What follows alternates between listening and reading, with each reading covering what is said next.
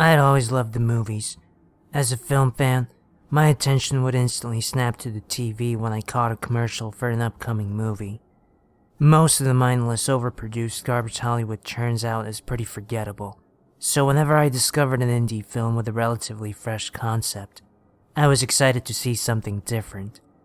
Recently, I caught a commercial for an upcoming limited release thriller called Quiet Room, which I found pretty intriguing. The story features a serial killer with a twisted sense of morality, who singles out criminals, abusers, and thugs and forces them through an exaggerated kind of torture that's based on how they've hurt their victims. I've only seen 2 different TV spots for this movie. Both were pretty similar with just slightly different narration and video. However, one night while watching SportsCenter, I saw a new TV spot for Quiet Room that I'd never seen before, and I found it to be absolutely chilling. It opened with the title in white text on a black background, which it displayed for about 5 seconds. That led to second screen of similar text, which simply said, "I'm coming," centered on the screen. The text was accompanied by the sound of several people quietly sobbing. Upon a closer look, I could make out about 6 dark silhouettes of people in the background.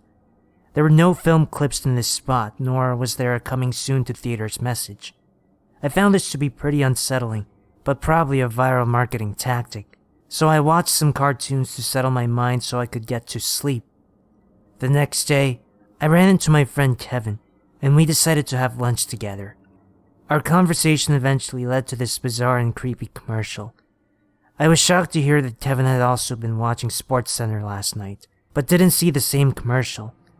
Instead, he saw one of the original TV spots.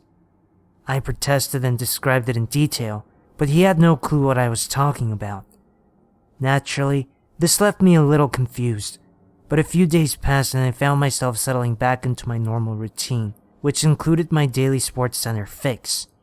The disturbing commercial had nearly escaped my mind, until I saw it again. It seemed the same as before. However, everything seemed to be intensified. The wailing was louder, and the dark figures were more recognizable this time. After collecting my thoughts for a few moments, I quickly called Kevin to ask if he had seen it this time, but again, he replied no and hung up, probably thinking this is just a prank. My mind started to become foggy, and I began to doubt what I saw and heard. To shake things off, I went to the kitchen and made myself a snack, watched some more cartoons in the living room to help ease my mind, which didn't really help this time, and then I decided it was time to try to get some sleep. I made my way to my bedroom, and I was strangely able to find sleep quite easily. In the middle of the night, I woke from my sleep. I swore I could hear something odd, but couldn't make it out. The unsettling thoughts of Quiet Room came rushing back into my brain, instantly putting me on edge. I settled down and tried to pinpoint this noise, thinking it was all in my head. It seemed to be the sound of intense wailing, exactly as I heard it through the TV. Intense panic set in as I pulled a blanket over my head in an attempt to muffle the noise, but it only grew louder. The sadness of these beings saturated my mind. As I tried to block out these horrible voices, I noticed a shadow pass across my blanket, but I was too afraid to pull back the sheets to see if it was just a bird flying by my window or something sinister lurking inside my room. Suddenly, I felt something cold touch my toes from beneath the blanket, and I curled up into a fetal position in my bed, trembling with fear. A few moments pass before the blanket is ripped out of my grasp, and I can see what has entered my room. The image of a thick black figure stood at the side of my bed. There were no ears, nose, or eyes on its head. A wide grinning mouth was its only defining feature. The urge to scream filled my mind, but nothing escaped my mouth. The creature seemed to soak up the terror I have become saturated with, before it cocks its head gently to the side and thrusts a sharp, piercing claw into my chest. I managed to catch one last glimpse of the creature standing over me, as if utterly satisfied, before everything went silent and black. I woke up lying on the floor. I didn't know how much time had passed, but it was still obviously pitch black outside.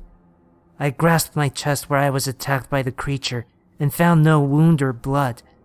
Normally, I would give a sigh of relief since I thought it was simply a nightmare, and I fell out of bed, but all I could feel was dread and intense sadness, the type of heartache you feel the moment you discover a loved one has died.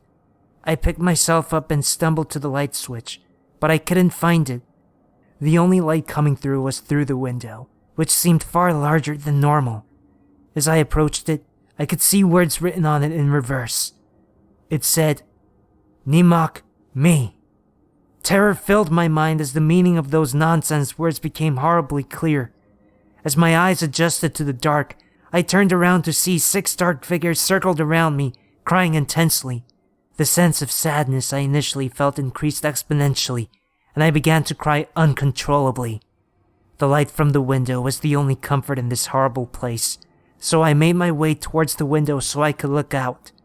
The only thing I could see was my friend Kevin, sitting on his couch, watching us.